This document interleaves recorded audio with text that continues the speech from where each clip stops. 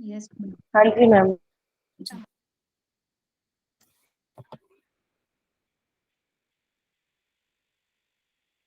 तो हमारा जो टॉपिक एनाटॉमी का है, कल भी हमने इसकी शुरुआत कर दी थी। आज भी हम एनाटॉमी फिजियोलॉजी के ही बारे में, जो इंट्रोडक्शन पार्ट है उसके बारे में ही हम चर्चा करेंगे। तो कल हमने देखा था कि जो हमारे मानव शरीर की जो संरचना है, उसको समझने के लिए हम अलग अलग जो टर्मिनोलॉजी को हम पहले उससे अवगत हुए थे, है ना। कुछ प्लेन्स के बारे में समझा था, हमारे शरीर में कि कौन सी अंग या कौन सा पार्ट कहाँ पर है, उसको समझने के लिए, बॉडी के मूवमेंट्स को समझने के लिए कुछ हमने टर्मिनोलॉजी के बारे में पढ़ा था। आज उसी को ही हम विस्तार से लेकर चलते हैं। तो एनाटॉमी और फिजियोलॉजी की जब हम बात करते हैं तो ये हम क्यों पढ़ते हैं, एक्चुअली हमें ये समझना होता है कि ये आप इस कक्षा में क्यों आए हैं, आपका क्या उद्देश्य है। एक मिनट, कोई एंट्री कर रहे हैं, मैं उनको एंट्री करने देती हूँ।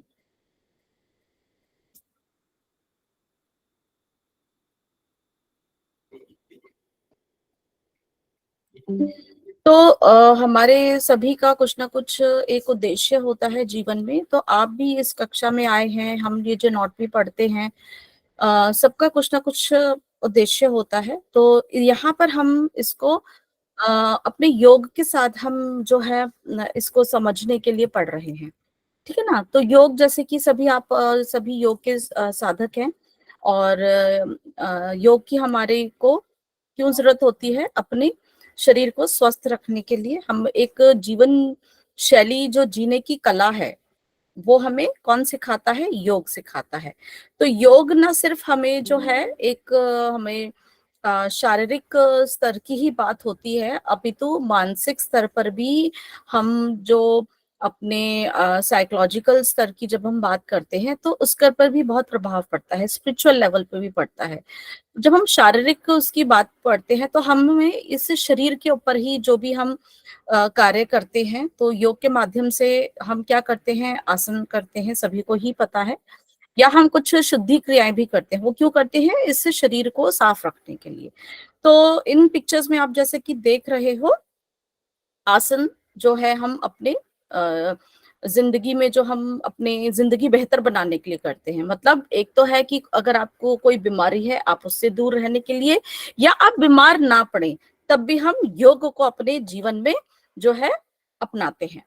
तो योग में शरीर के पर ही हम क्योंकि काम कर रहे हैं, यहाँ पर शारीरिक स्तर की बात हो रही है, तो उसके लिए हमें जरूरत होती है कि अपने शरीर के बारे में पढ़ने के लिए।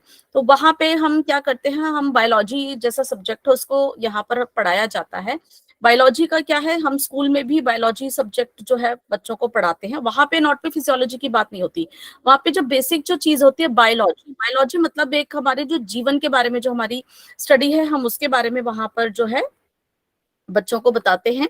और योग भी आजकल हमारे जो है, आपने देखा होगा, जो स्कूल लेवल पर भी स्टार्ट हो चुका है। प्लीज जो लेट आते हैं उनसे मैं रिक्वेस्ट करूंगी, तो प्लीज जल्दी आया करिए, ताकि मुझे बार बार ये जो स्टाइल जो बदलने का जो इसमें दिक्कत ना आए जी। तो स्कूल में भी हम लोग आजकल देख रहे हैं, तो योग जो है हमारे अपने जो हमारी जो विद्यालय की शिक्षा है, वहां पर भी उसको जो है सम्मिलित कर लिया गया है। बहुत मुश्किल है। और एक मिनट, मैं सबको एडमिट करा देती हूँ।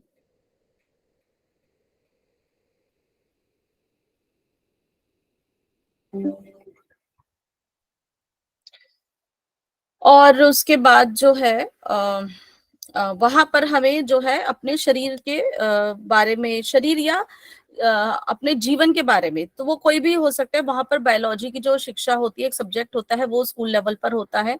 आजकल हॉस्पिटल्स में भी जो है उसका जो है विस्तार हो रहा है। जैसे कि कोविड में आपने देखा था, जो मरीज हमारे हॉस्पिटल में एडमिट थे, उस समय की बात थी, तो वहां पर भी एक तरह से उनको जो इस चीज का ज्ञान दिया गया था, हमारे शरीर के बारे में जो हमने ज्ञान दिया था, जो यहाँ पर आप देख रहे हो, कि वो एक ऐसा क्षण आया था सभी की जिंदगी में, जहां पे हमें अपने शरीर के बारे में हम लोगों ने सोचना शुरू कर दिया था, देखभाल शुरू कर दी थी।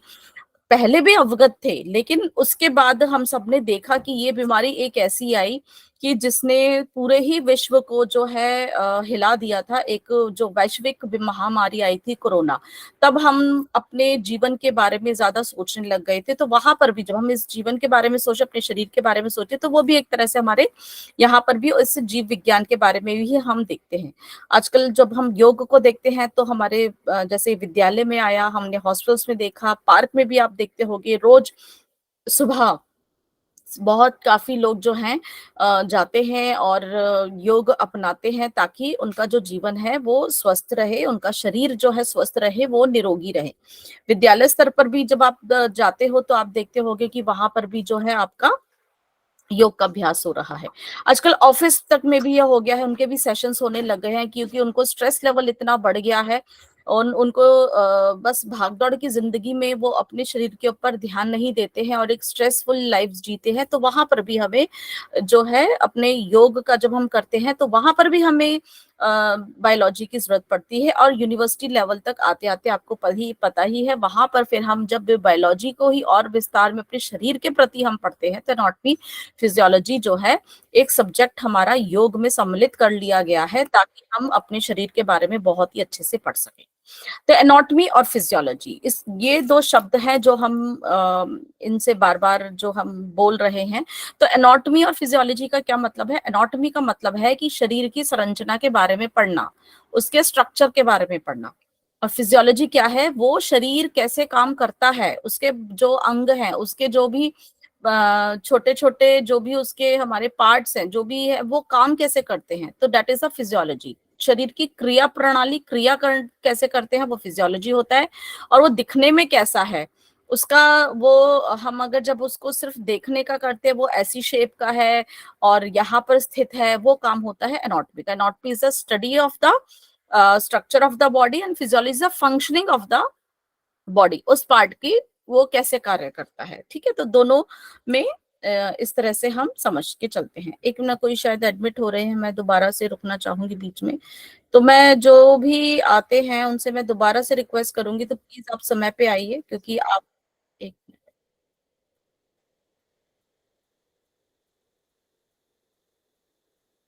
जी। तो एनाटॉमी फिजियोलॉजी की डेफिनेशन आप समझ ही गए होंगे, ठीक है ना? इसमें दोनों में क्या अंतर है ये आप देख रहे हैं। अब हम अपने शरीर के बारे में बात करें। जैसे कि इस पिक्चर में आप देख रहे हो, ये हमारा एक मानव शरीर है, एक मानव शरीर की यहाँ पर पिक्चर को दर्शाया गया है। अब इसके अंदर भी देख रहे हो कि बहुत सारी चीजों से हमारा शरीर बनता है ना? दिखने में तो हमें सिर्फ वो जैसे हमने देखा था आंख, नाक, कान है, हाथ पैर है, लेकिन इससे भी और जो सूक्ष्म रूप के और भी हमारे जो हैं माइक्रो लेवल पे भी कह सकते हो, बहुत चीजें होती हैं। तो उन सब से ही हमारा शरीर निर्मित होता है। तो वो क्या क्या है? तो हमारे जो शरीर जो निर्मित है, आप ये देख रहे होगे, हम पहले आखिरी पिक्चर से शुरू करते हैं। ये एक पिक्चर है मानव शरीर की। हमारे शरीर के अंदर बहुत सारे सिस्टम्स हैं, तंत्र हैं, जैसे कि पाचन तंत्र है, ठीक है ना, श्वसन तंत्र है जिसको रेस्पिरेटरी सिस्टम कहते हैं, पाचन तंत्र को हम डाइजेस्टिव सिस्टम बोलते हैं, हमारा जो तंत्रिका तंत्र है, नर्वस सिस्टम है, बहुत सारे सिस्टम्स एक साथ काम करते हैं। ये सबका अपना काम बटा हुआ है। जैसे कि आप देख रहे होंगे, आप MDYA में हम क्या कर रहे हैं, हम शिक्षा ले रहे हैं। किस चीज की शिक्षा ले रहे हैं? UGC नेट एक एग्जाम होता है उसको क्वालिफाई करने के लिए। अब ये पूरा एक हमारा ढांचा है, एक ऑर्गेनाइजेशन है, लेकिन अगर हम इसको और बारीकी से देखते हैं तो और इसमें क्या होता है कि अलग अलग सब्जेक्ट्स हैं, अलग अलग सब्जेक्ट्स मिलके हमारा एक ढांचा बनाए हैं। वो सब्जेक्ट कौन से? आप मैथ्स भी पढ़ रहे हो, हठ योग प्रतिपिका के बारे में भी पढ़ रहे हो, सिद्ध सिद्धांत पद्धति के बारे में पढ़ेंगे, पतंजलि योग सूत्र के बारे में पढ़ेंगे, एनाटॉमी फिजियोलॉजी पढ़ रहे हो, आयुर्वेद का बारे में पढ़ेंगे। ये इस तरह से सब जो है ना सिस्टम अलग अलग है। उसके अंदर अगर हम देखेंगे तो हर वो उसके अंदर भी और हम देखेंगे वो टीचर्स अलग अलग पढ़ा रहे हैं, उनका अलग सब्जेक्ट है। तो इसी तरह से सारा सिस्टम्स अलग अलग होते हैं, उन सबके काम बटे हुए होते हैं। और वो एक एक सिस्टम किससे बना होता है? अंग से बना होता है, ऑर्गन से बना होता है। जैसे डाइजेस्टिव सिस्टम है, पाचन तंत्र है, उसमें क्या होता है? हमारा जठर है, हमारा उदर है जिसको हम स्टमक बोलते हैं, हमारी आंतें हैं, छोटी आंत होती है, बड़ी आंत होती है ना, हमारा यकृत होता है, लिवर, गॉल ब्लैडर है, हमारा जो है पिताशय, हमारा अग्नाशय, पेनक्रियाज होता है है ना। इस तरह से अगर हम विस्तार रूप से देखेंगे तो कई सारे अंग मिलके एक तंत्र बनाते हैं। अब एक एक अंग भी किसी चीज से बना होता है। अगर हम और बारीकी से उस चीज के बारे में पढ़ते हैं तो हमें पता चलता है कि एक एक अंग जो मिलके बना होता है कई सारे ऊतक से, टिश्यू से, कई सारे टिश्यू जब मिलकर क्या बनाते हैं, एक अंग को बनाते हैं। अब हम इस टिश्यू को भी अगर हम बारीकी से देखेंगे तो देखो इसके अंदर कई कई चीजें दिख रही हैं। तो ये क्या होते हैं, ये होती है कोशिका। तो फिर हम देखते हैं कि ये कई सारी कोशिका मिलके एक ऊतक को बनाती हैं। ये है हमारा कोशिका। एक सबसे हम इसको बोलते हैं कि शुरुआती, यहाँ से हमारे जो है जीवन की यहाँ से शुरुआत होती है एक सेल से, कोशिका से। तो सेल जो है फंक्शनल यूनिट ऑफ लाइफ है, फंक्शनल यूनिट। यहीं से ही हमारे जो है शरीर के जो जीवन का जो है यहाँ से आरंभ होती है। परंतु इससे भी और हमारे भी जो है सेल भी बहुत सारी चीजों से बनता है। लेकिन अगर हम अपने जीवन की बात करते हैं तो यहीं से ही हम इसको मान के चलते हैं कि जो कोशिका होती है वहीं से ही हमारा जो है जीवन का जो है स्टार्टिंग होती है। मैं फिर से क्षमा चाहूंगी, मुझे बीच में आपको, क्योंकि जो आना चाहते हैं उनको हम प्रवेश कर देते हैं, परंतु मैं बार बार निवेदन करूंगी कि रिकॉर्डिंग भी होती है और बाकी सभी जो साधक हैं वो भी डिस्टर्ब होते हैं। तो प्लीज सभी लोग जो है समय से जुड़ने का प्रयास करें। मैम सॉरी, एक्चुअली आज बारिश बहुत ज्यादा है इंदौर में, तो अच्छा, नेटवर्क इशू है। हाँ अच्छा अच्छा, हाँ कोई दिक्कत नहीं, परंतु बस यही है कि मुझे बार बार स्लाइड को रोक के करना पड़ता है। अन्यथा ऐसा कोई प्रॉब्लम नहीं है। तो मैम मैम आप होस्ट बना दीजिए किसी को। वो मुझे फिर उससे बात करनी पड़ेगी, वो हम बाद में इस बारे में डिस्कस करेंगे। मैं एमडीवाई में भैया से डिस्कस करके बात करूंगी, ठीक है। तो चलिए, अभी जो है हम देख रहे थे कि हमारा जो शरीर जो है, एक मानव शरीर कैसे बना। मानव शरीर बहुत सारे सिस्टम्स, तंत्रों से मिलके बना। तंत्र हमारे अंगों से मिलके बने, अंग हमारे ऊतक बनाते हैं और ऊतक हमारे एक एक कोशिका से मिलके बनता है।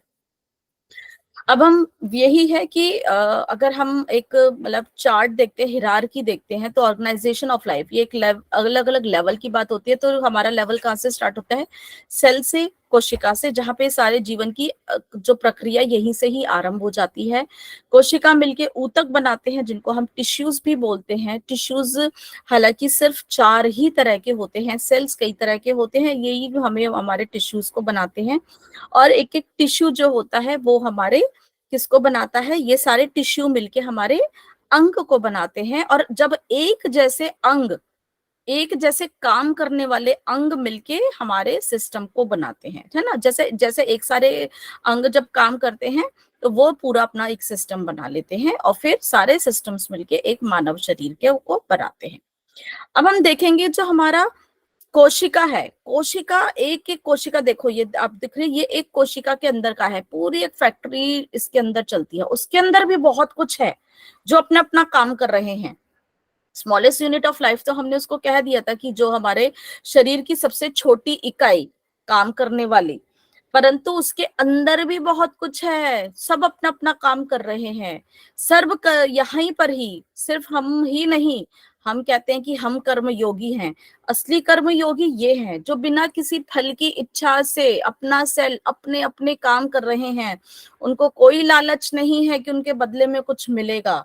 बस आप उस शरीर का ध्यान रखिए, उसको जो है स्वस्थ रखिए, ये अपना खुद ही काम इतने अच्छे से कर लेते हैं, कर्म योगी की तरह। निरंतर इनको कोई आदेश नहीं देना पड़ता, इनको अपने आप ही पता है कि मेरे को ये काम मिला हुआ है और मुझे एक किसी भी फल की इच्छा के बगैर मुझे ये कार्य को पूरा करना है। तो एक एक कोशिका में हम देखते हैं बहुत सारे, देखो छोटे छोटे आपको इस तरह के जो है ऑर्गन्स दिखाई दे रहे हैं, ये भी एक तरह के इसके छोटे छोटे अंग हैं, ठीक है, सेल के। इनको हम क्या बोलते हैं, इनको हम ऑर्गेनेलीज बोलते हैं, ठीक है।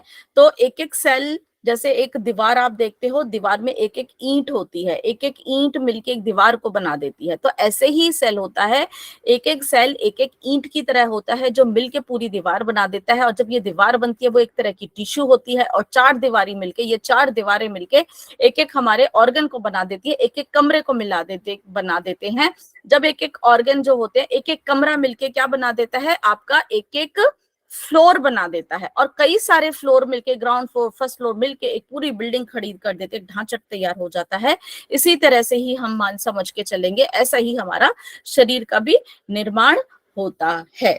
अब सेल के अंदर बहुत सारे आपको दिख रहे होंगे, इसकी एक बाउंड्री लाइन होती है इसकी रक्षा के लिए, नहीं तो कोई भी हरा गरा नत्थु घेरा अंदर घुस जाएगा इनको डिस्टर्ब करने के लिए, है ना। तो इनकी खुद की भी एक क्योंकि आप देखोगे आपके कोई भी जहां पर आप रहते होगे सोसाइटी होगी, है ना, या आपका घर है, चार दीवारी हमारे घरों में रहती है, क्यों होती है, प्रोटेक्शन के लिए, है ना। तो उधर एक गेट होगा ताकि कोई भी नॉक करेगा तब आप गेट खोलोगे तब कोई अंदर आएगा, नहीं तो ऐसे तो कोई आ नहीं सकता है। ऐसे ही हमारे शरीर में भी हर चीज के बारे में होता है। तो सेल के बारे में हम और विस्तार से पढ़ेंगे। तो इसमें आप देखते हैं कि हमारे बहुत सारे हैं, और बीच में जो है इस सेल को कंट्रोल करने के लिए कि सब ये सुचारू रूप से काम करते रहें, तो उसका भी एक कंट्रोल होता है, एक तरह से उसका दिमाग होता है, ब्रेन होता है, जिसको हम बोलते हैं न्यूक्लियस। ठीक है, आगे की डिटेल में और बहुत सारे जो आपको दिखाई दे रहे हैं, गोल्गी बॉडीज हैं, माइट्रोकॉन्ड्रिया हैं, है ना, और ये हमारे यहाँ पर छोटे छोटे डॉट्स में आपको दिखाई दे रहे हैं।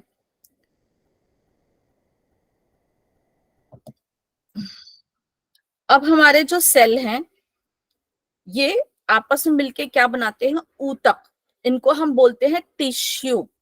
ये चार तरह के टिश्यू हमारे शरीर में होते हैं, इन चारों से मिलके ही हमारा सारा शरीर बनता है, और एक एक ऑर्गन इसी से मिलके बनता है। कोई भी ऑर्गन होगा उसके अंदर ये हमारे चार टिश्यू प्रेजेंट होते हैं, वहां पर उपस्थित होते हैं। तो सेल्स जब एक जैसे दिखने वाले जो सेल कोशिका होती हैं, एक जैसे दिखने वाली, लेकिन क्योंकि ये चार अलग अलग तरह के ना, तो जब सेल्स भी होते हैं ना जो एक जैसा या तो काम करने वाले या एक जैसे दिखने वाले, जब वो अपने ग्रुप बना लेते हैं, अब जैसे एक क्लास है, आप लोग यहाँ पर एनाटॉमी पढ़ने के लिए आए हो, है ना, क्योंकि हम एक जैसा सब काम ही कर रहे हैं, तो सब हमारा पूरी एक ये क्लास बन गई है। तो ऐसे ही जब सब एक जैसे काम करने वाले या एक जैसे दिखने वाले मिल जाते हैं, अपना एक ग्रुप बना लेते हैं, उसको हम टिश्यू बोलते हैं। ठीक है, तो यहाँ पर जो चार तरह के टिश्यू जो होते हैं वो होता है, एक तो हमारा ये संयोजी ऊतक, जिसको हम करेक्टिव टिश्यू बोलते हैं, हिंदी में हम बोलते हैं संयोजी ऊतक। फिर एक हमारा होता है उपकला ऊतक, एपिथेलियल टिश्यू, उपकला ऊतक। फिर हमारी मांसपेशी से ही हमारा पेशीय ऊतक होता है, मसल टिश्यू होता है, और एक हमारा तंत्रिका ऊतक होता है, नर्वस टिश्यू होता है। तो ये चार तरह के टिश्यू मिलके एक एक हमारे ऑर्गन को बनाते हैं, और हमारे शरीर में विभिन्न प्रकार के ऑर्गन्स होते हैं, अंग होते हैं, जैसे कि पहले चर्चा करी थी, जैसे कि हमारा मस्तिष्क होता है, हमारे यहाँ पर देखो ग्लैंड होता है, एक हमारा थायराइड गले में जो दिखाया गया है वो भी एक तरह का हमारा ऑर्गन ही है। हमारे फेफड़े होते हैं जो हमारे चेस्ट में होते हैं, उनके बीच में हमारा हृदय होता है, और फिर यहाँ पर हम देखेंगे हमारा यकृत है, जिसको हम लीवर कहते हैं।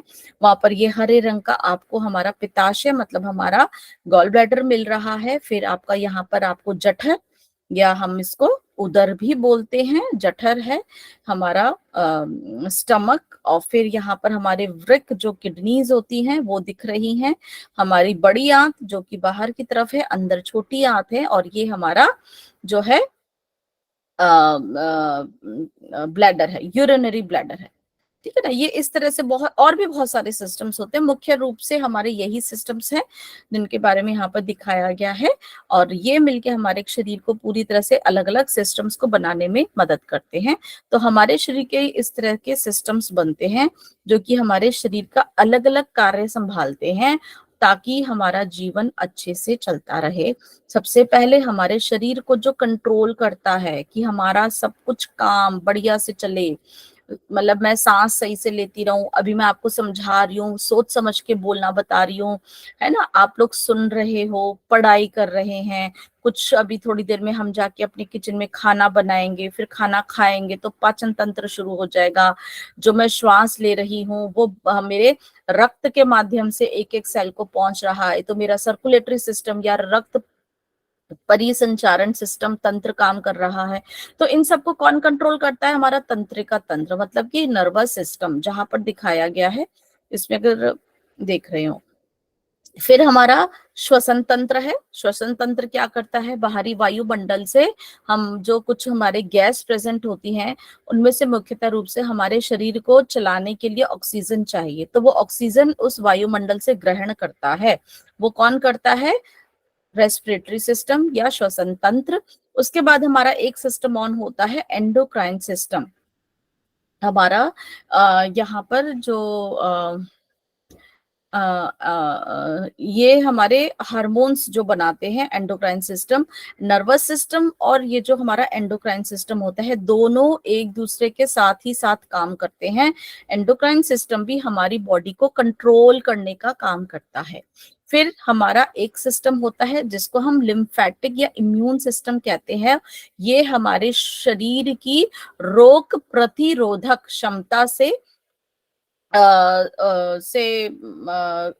उसको उसमें काम में लाता है। मतलब हम लोग बीमार ना पड़े, हमारी इम्यूनिटी काम करती रहे, किसी भी रोग के प्रति हम जो है अपना प्रतिरोध कर सके, तो ये सिस्टम उसमें हमारे काम करता है। उसके बाद है हमारा इंटीग्यूमेटरी सिस्टम। ये हमारे शरीर के ऊपरी सतह पर रहता है, जिसमें स्पेशली हमारे शरीर की एक तरह से कवरिंग होती है, ये प्रोटेक्शन करता है। इसमें हमारी जो है जो त्वचा है, हमारे नाखून है, हमारे बाल हैं, है ना, स्किन, नेल्स, हेयर, ये सब इसके अंदर जो है सम्मिलित होते हैं। फिर हमारा पेशीय तंत्र होता है, जो कि हमारी मसल्स, जो कि मस्कुलर सिस्टम होता है हमारे शरीर के अंदर। पेशीय तंत्र का काम होता है हमारे शरीर को गति प्रदान करना। फिर हमारे शरीर का जो मुख्य ढांचा है, अगर हमारा शरीर जो भी अब खड़ा है या बैठे हैं, तो मांसपेशी में तो कोई इस तरह से जो स्टिफनेस तो नहीं है ना, वो तो ऐसे लगेगी जैसे कि हैंगर पे कमरा टांग दोगे, खूंटी पे टंगा है, खूंटी से उतार दोगे तो नीचे जमीन पे गिर सकेगा। लेकिन उसको एक स्थिर रहने के लिए, बॉडी को मेंटेन करने के लिए एक हमें ढांचे की जरूरत होती है। तो वो जो ढांचा हमें देती है वो हमारे शरीर की हड्डियां करती हैं, जो कि हमारा होता है स्केलेटल सिस्टम, जो कि हमारे बोन्स या हड्डियों के द्वारा ही होता है।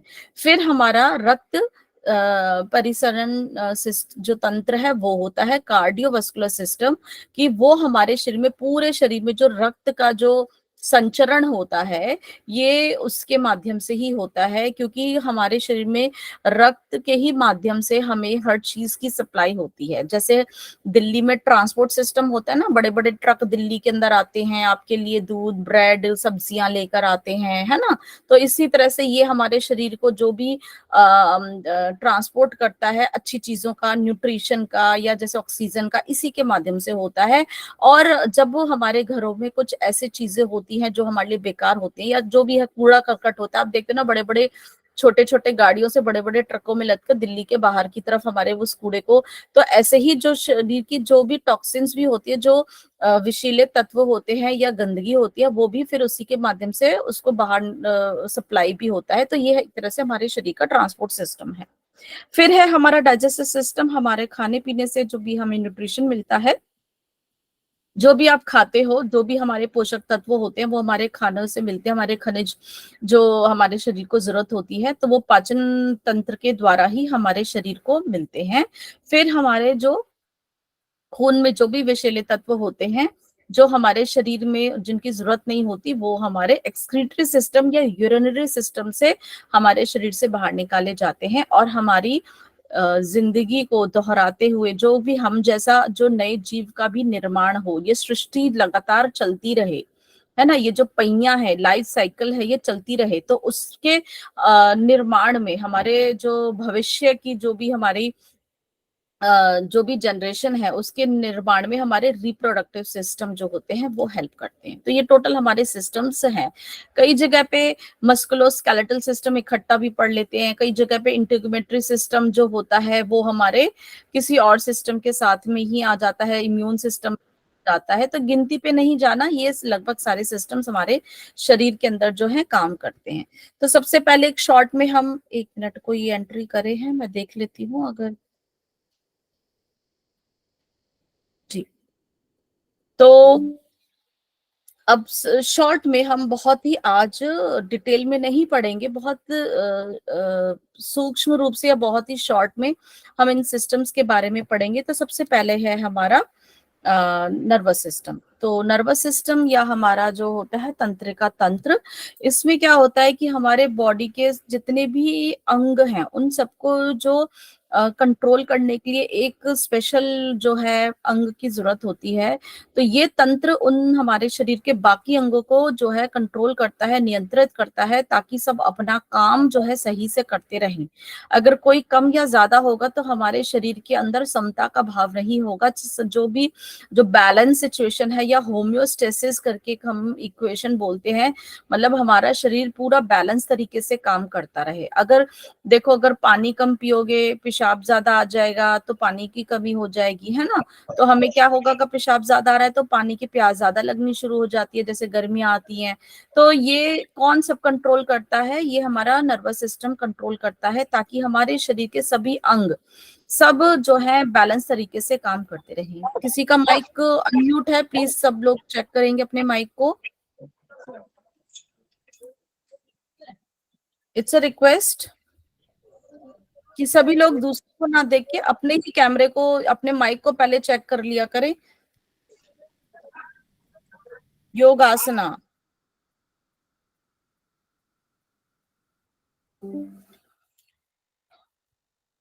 देखिए क्लास में इस तरह से ना थोड़ा सा डिस्टरबेंस भी होती है, तो सभी लोग अगर एक दूसरे को ना देख के सबसे पहले अपना ही जो है माइक को चेक कर ले कि कहीं मेरा तो नहीं है, ठीक है ना। चलिए, तो ये जो तंत्र होता है, तंत्रिका तंत्र, ये दूसरे अंगों को नियंत्रण करने का जो है काम है इसका, ताकि हमारे शरीर के अंदर बैलेंस सिचुएशन रहे, आपस में जो है सबका जो है तालमेल जो है, सामंजस्य जो है वो स्थापित हो सके, सब मिलजुल के ढंग से काम कर सके। अगर कोई एक कहेगा सब, अरे मैं तो बहुत काम करता हूँ, तुम तो सारे काम नहीं करते, या मैं तो, अरे भैया मेरा तो काम ही नहीं वो है, तो इस तरह से नहीं, सब अपने बैलेंस में काम करते रहे। तो इसकी देखरेख हमारा नर्वस सिस्टम करता है। इसके जो हमारे पार्ट्स होते हैं वो इसमें हमारा आता है, हमारा मस्तिष्क आता है, वहां से हमारे जो है मेरु रज्जु निकलती है, स्पाइनल कॉर्ड जिसे हम कहते हैं, और फिर मस्तिष्क में से भी कुछ हमारी नसें निकलती हैं, और स्पाइनल कॉर्ड से भी हमारी नसें निकलती हैं, वो जो कि पूरे शरीर में जिनका विस्तार हो जाता है, एक एक अंग, एक एक उंगली, एक एक जो भी हमारा बॉडी का पार्ट है वहां तक जाते हैं, ताकि सब हमारे काम जो भी है, मैसेज देना है ब्रेन को या ब्रेन को मैसेज लेना भी है, वो इसी के माध्यम से होता है, इन्हीं नसों के माध्यम से, इन्हीं नर्व्स के माध्यम से ही होता है। अगर मान लीजिए अभी आप बैठे, आपको किसी चींटी ने काटा, एकदम ब्रेन पे मैसेज जाएगा, अरे चींटी ने काटा, पैर हटाओ वहां से, ठीक है ना।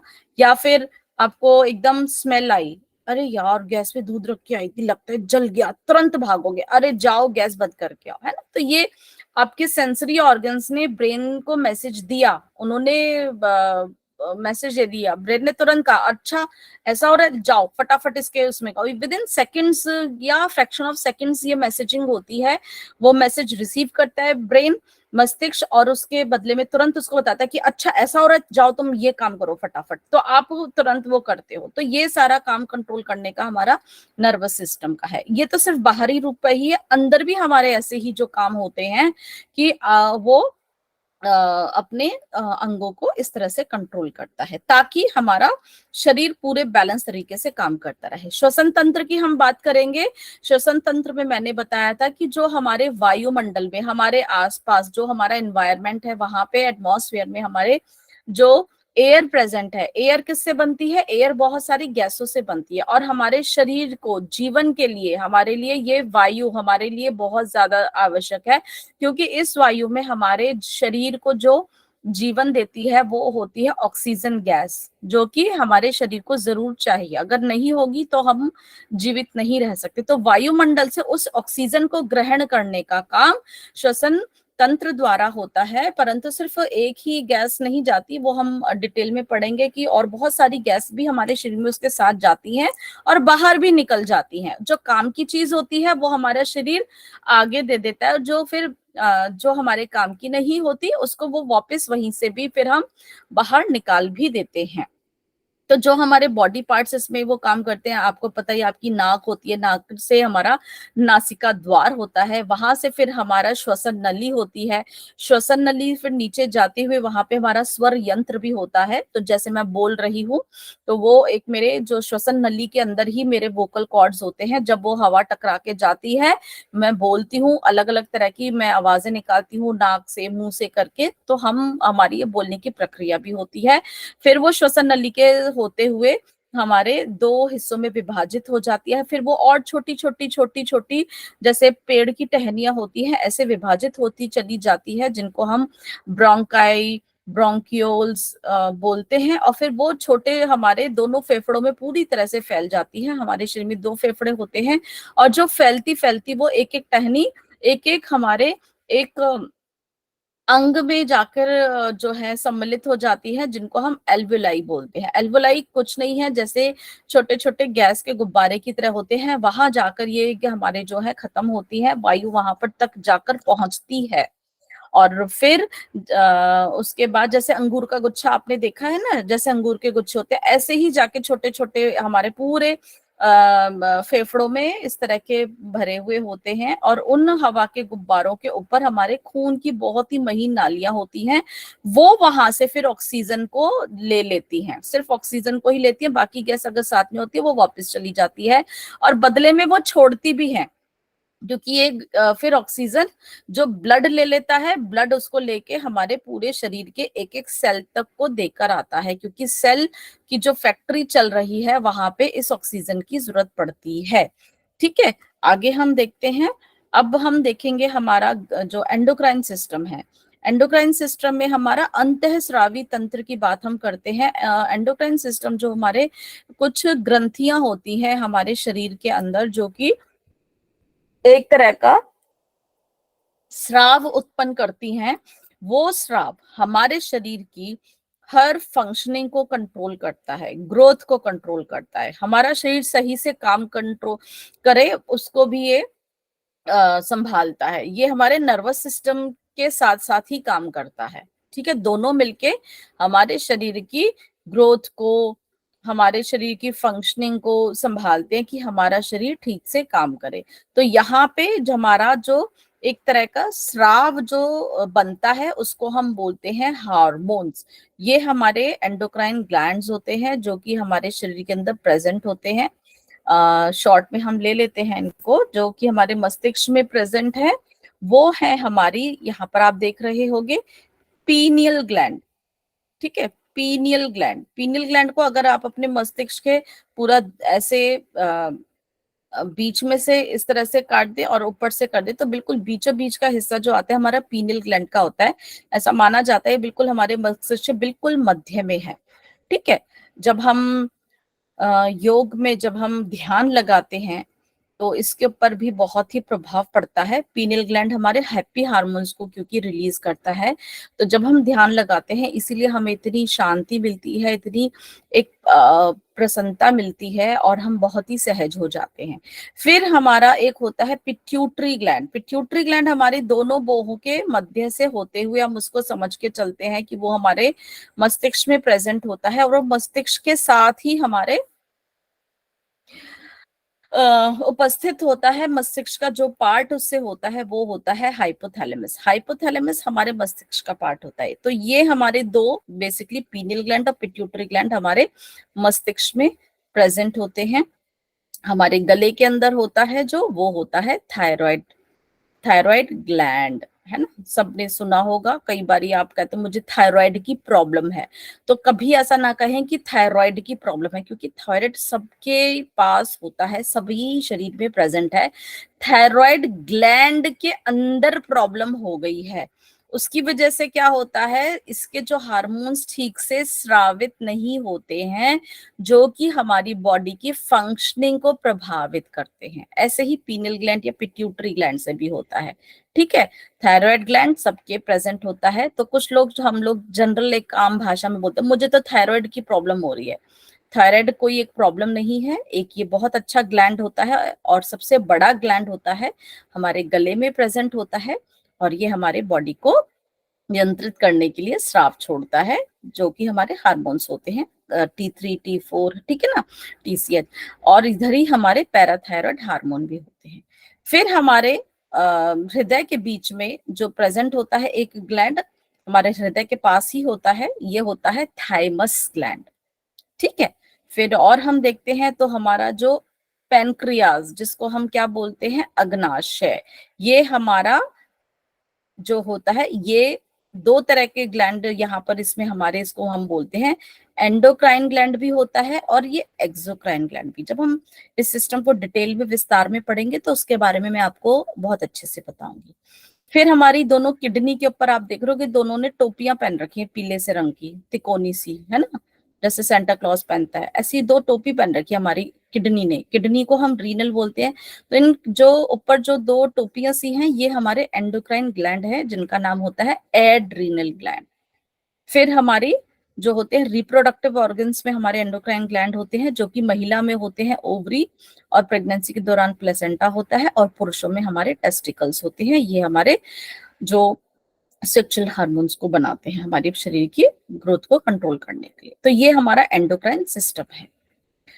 फिर हमारा इम्यून सिस्टम हम कह सकते हैं, इसको हम लिम्फेटिक सिस्टम भी कहते हैं। ये हमारे शरीर में, जैसे हमारे शरीर में रक्त की सारे में बहता है, ऐसे ही ये रक्त के साथ साथ ही ये चैनल्स होते हैं, ये हमारी इसकी नालियां होती हैं, जिसमें कि हमारा एक तरह का यहाँ पर भी स्राव बहता है, जो कि लिम्फ होता है, लिम्फेटिक सिस्टम हम इसको बोलते हैं। ये हमारे शरीर के अंदर किसी भी बीमारी से लड़ने की शक्ति प्रदान करता है। जब भी कोई हमें बीमारी होती है, ये एक्टिव हो जाता है। वैसे तो हमेशा ही एक्टिव रहता है, ताकि हम, नहीं तो हम हमेशा ही बीमार पड़े रहें, लेकिन कई बार बीमारी बहुत ज्यादा हो जाती है तो ये और ज्यादा एक्टिव हो जाता है। लेकिन लिम्फेटिक सिस्टम निरंतर हमें शरीर को निरोगी रखने में भी ये काम करता है। इसमें भी हमारे अलग अलग जो है, इसमें बॉडी पार्ट्स काम करते हैं। इसके बारे में हम आगे विस्तार से पढ़ेंगे। फिर है हमारा इंटीग्यूमेट्री सिस्टम या अध्यावरणीय तंत्र। ये हमारे शरीर की एक तरह से, ये भी प्रोटेक्शन, सुरक्षा के लिए ही होता है।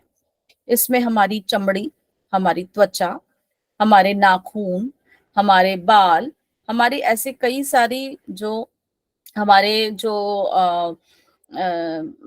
क्या कहते हैं इसको, ऑयल ग्लैंड्स जो होते हैं, स्वेट ग्लैंड्स, पसीने की जो ग्रंथियां होती हैं, ऑयल ग्लैंड्स होते हैं। जैसे हमारे कान के अंदर आप देखते हो ना, वैक्स आ जाता है ना।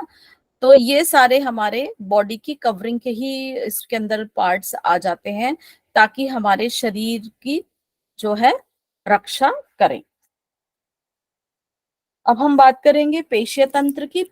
पेशीय तंत्र में हमारे मांसपेशियां आती हैं।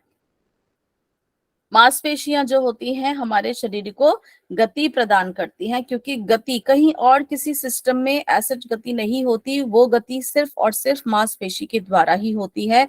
सिर्फ हमारी पेशियों का ही एक ये उसका ही जो है इम्पोर्टेंट फंक्शन है कि जो उसके अंदर जो कॉन्ट्रैक्शन और रिलैक्सेशन वाली जो प्रॉपर्टी होती है, जो विस्तार करती है और संकुचित होती है, सिर्फ और सिर्फ हमारी पेशियों की ही ये जो है खूबी है, ठीक है ना। तो हमारे शरीर में लगभग लगभग 600 से भी ज्यादा मांसपेशी हैं, जो कि हमारे शरीर को विभिन्न कार्य करने के लिए मदद करती हैं।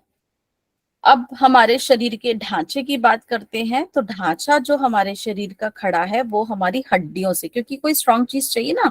आप देखते हो कि कोई भी बिल्डिंग खड़ी होती है तो पहले उसमें हम पिलर वगैरह बनाते हैं ना, लोहे के सरिये आपने देखे होंगे, करते हैं ना, या सिर्फ सिंपल सिंपल शुरू से ही दीवार चुनना शुरू कर देते हैं। हम पहले पिलर बनाते हैं या उनके लोहे के सरिये जहां जहां मुख्य रूप से चाहिए वहां, ताकि वो ढांचा लंबे समय तक खड़ा रहे और उसको कोई नुकसान ना पहुंचे। तो ऐसे ही हमारे शरीर का जो ढांचा खड़ा है मेन रूप से हमारे हड्डियों से खड़ा हुआ है। इसको हम स्केलेटल सिस्टम या कंकालीय तंत्र बोलते हैं। इसमें हमारे शरीर में जो है 206 हड्डियां हैं। एक वयस्क में 206 हड्डियां होती हैं, जो सर से लेके हाथ पैरों पूरे में प्रेजेंट है, ताकि हमारे शरीर को जो है प्रोटेक्ट भी करे। कल हमने देखा था कि प्रोटेक्शन भी करती हैं हमारे जो है वाइटल ऑर्गन्स की, और हमारे को जो गति जो मांसपेशी के द्वारा होती है वो भी, उसमें भी ये मदद करती है। अब हम बात करेंगे अपने रक्त परिसंचरण जो तंत्र की। तो वो जो रक्त जो है पूरे शरीर में संचरण करता है। जैसे कि बताया था मैंने आपको, कोई भी जैसे कि ऑक्सीजन ली, फेफड़ों से जो ऑक्सीजन किसने ली थी, ब्लड ने ली थी, फिर क्या करता है वो एक एक सेल को देकर आता है। तो ये जो हमारे शरीर में काम जो है एक एक सेल तक जाने का, ये हमारे रक्त के माध्यम से ही होता है। वो ऑक्सीजन, या अगर पेट में हमने खाना खाया, जो भी हमारे लिए पोषक तत्व होते हैं वो वहां पर चूस लिए जाते हैं, ब्लड में चले जाते हैं, और वो हमारे पूरे शरीर में जहां पे उनकी जरूरत होती है देकर आता है। और वापसी में अगर कोई भी कुछ भी टॉक्सिन्स बनते हैं या हमारे जो भी विषैले तत्व होते हैं, वो वापस जो है वो उसी के माध्यम से ही वापस आते हैं। तो ये हमारे शरीर की इस तरह से रक्षा भी करता है, और ये हमारे शरीर का, क्या मैंने पहले बोला था, ट्रांसपोर्ट सिस्टम है। ये तत्वों का यातायात करता रहता है हमारे अलग अलग बॉडी पार्ट्स के बीच में। और बहुत और भी इसके हमारे जो फंक्शनिंग होते हैं, जिनको हम आगे विस्तार में देखेंगे। तो इसमें हमारे मुख्य रूप से जो अंग होता है वो हमारा हृदय होता है, और इसी के साथ साथ हमारी छोटी छोटी नालियां होती हैं, आर्टरीज और वेन्स होती हैं, जिनको हम धमनी और शिरा कहते हैं। उनके माध्यम से पूरे शरीर में हमारे रक्त का जो है संचारण होता है। फिर है हमारे पाचन तंत्र। पाचन तंत्र में हम जो भी खाना खाते हैं, तो हमारे शरीर में उसके माध्यम से हमारे शरीर के अंदर न्यूट्रिएंट्स, जो पोषक तत्व हैं, वो जाते हैं, और फिर वो वहां पर उनको पचाया जाता है। जो भी पोषक तत्व हैं छोटे छोटे छोटे बारीक उसमें, ताकि वो इजिली हमारे ब्लड के अंदर एब्जॉर्ब हो जाए, और फिर जो भी हमारे शरीर के अंदर फिर उसके बाद जो भी जरूरत नहीं होती, जिस तरह के भोजन की, या जो अवशेष बचते हैं, वो मल के रूप में हमारे शरीर से बाहर निकाल दिए जाते हैं। तो इसमें हमारी पाचन क्रिया मुख से शुरू होती है। एक तरह से जो हमारी नासिका, ये जो ग्रहण नली जो हमारी होती नासिका नहीं, भोजन नली, भोजन नली के माध्यम से हमारे पेट में जाता है। हमारे पेट में उसके बाद आगे आंतों में होता हुआ, फिर वहां पर इसके जितने भी रस होते हैं उनको शरीर के अंदर ले लिया जाता है, और उसके बाद जो भी अवशेष बचते हैं वो मल के रूप में हमारे शरीर से बाहर चले जाते हैं। और यहाँ पर हमारे कई कई ऐसे ऑर्गन्स होते हैं जो कुछ जूस बनाते हैं, ताकि वो खाना हमारा इजीली पच सके। जैसे लीवर है, लीवर भी हमारा जूस बनाता है, पैनक्रियाज भी कुछ जूस बनाता है। तो वो जूस जो बनते हैं वो हमारे खाने को मदद करते हैं कि खाना हमारा अच्छे से पच जाए। तो ये पाचन तंत्र होता है हमारा। फिर हमारा है यूरिनरी सिस्टम। यूरिनरी सिस्टम एक तरह से हमारे जो ब्लड के अंदर कुछ इस तरह के भी हमारे टॉक्सिन्स, मैंने बताया था कि जो विषैले तत्व आते हैं, तो वो हमारे शरीर से बाहर भेजने भी जरूरी होते हैं। तो वो रक्त वो हमारा किडनी में आता है, वहां पे उस रक्त को छानने का काम होता है। यहाँ पे बहुत छोटी छोटी छोटी छोटी छलनियां एक तरह से प्रेजेंट होती हैं, हमारे छोटे छोटे सेल्स प्रेजेंट होते हैं। वो उस ब्लड को छानते हैं, और वो जो ब्लड को छान के साफ खून को आगे भेज दिया जाता है। और वो जो गंदगी होती है, वो गंदगी हमारा जो है पेशाब के साथ ही साथ पेशाब का रूप बनकर हमारे शरीर से मूत्र के रूप में हम उसे बाहर निकाल देते हैं। तो ये सिस्टम हमारा एक्सक्रीटरी सिस्टम भी हम कहते हैं, यूरिनरी सिस्टम कहते हैं, क्योंकि यहाँ पर यूरिन की फॉर्मेशन होती है। यहाँ पर हमारी किडनीज होती हैं, यूरेटर होते हैं, ब्लैडर होता है। तो यहाँ पे हमारे मूत्र विसर्जन क्रिया का कार्य होता है, जो कि हमारे ब्लड को जो है उसमें से उसको इस साफ सफाई का काम होता है। फिर हमारे इस जो हमने बताया था कि अपनी जीवन की जो है ना जिंदगी को आगे अ, चलाने के लिए हमारा जो लाइफ साइकिल है ये चलती रहे, तो उसके लिए हमें अपनी संख्या की वृद्धि करनी होती है। तो वो काम हमारे मेल ऑर्गन्स और फीमेल ऑर्गन्स के माध्यम से ही होता है। तो वो हमारा जो रिप्रोडक्शन का प्रोसेस है, हमारे रिप्रोडक्टिव सिस्टम्स कहते हैं, जो कि पुरुषों में इस तरह से होते हैं कि यहाँ पर हमारे पुरुषों का अलग वो होता है और फीमेल्स के हमारे अलग होते हैं। बाकी हमारे शरीर के सारे सिस्टम्स एक जैसे होते हैं। ये सिस्टम्स दोनों मेल में और फीमेल में डिफरेंट होते हैं। फीमेल्स में जो है हमारी ओवरीज जो है अंडे को जो है बनाती हैं, और मेल्स में हमारे जो टेस्टिस होते हैं, यहाँ पे स्पर्म्स जो बनते हैं, और फिर ओवरी और स्पर्म के यूनियन से ही न्यू जो है एक जनरेशन बनती है, एक नए जीव का निर्माण होता है। तो ये आज हमने शॉर्ट में सभी सिस्टम्स के बारे में पढ़ा। अभी किसी को कुछ प्रश्न पूछने हैं तो पूछ सकते हैं, या किसी का कोई भी डाउट है तो आप ले सकते हैं।